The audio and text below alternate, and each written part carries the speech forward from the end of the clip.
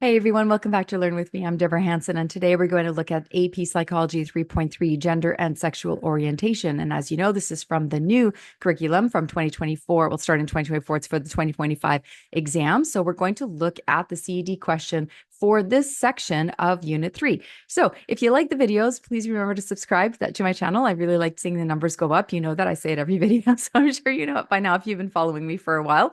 And thank you, I appreciate that.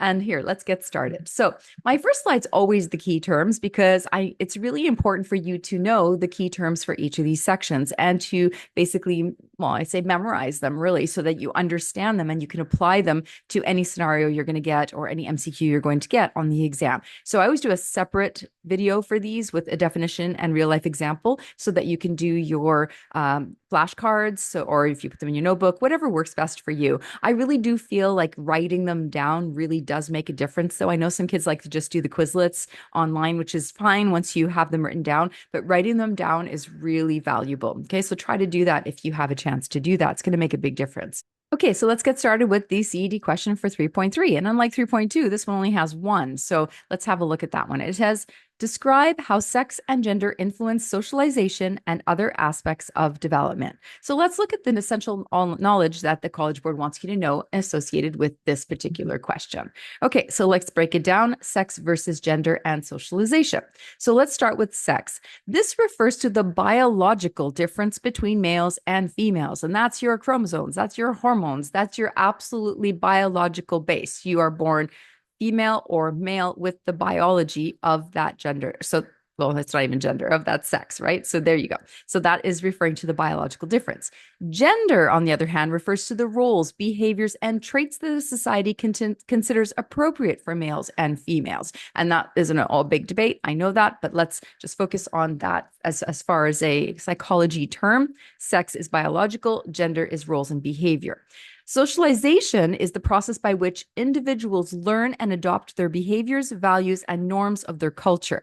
So, influence of sex and gender, for example, from birth, children are socialized into gender roles, which influence how they interact with others and view themselves. For example, boys may be encouraged to engage in rough and tumble play, while girls may be steered towards nurturing activities. So, full disclosure here, I have no feelings about this. This is completely psychological. So, from the psychological perspective or from the science perspective. Okay, so I don't write me messages saying I think this or I think that. I totally agree with everything. Okay.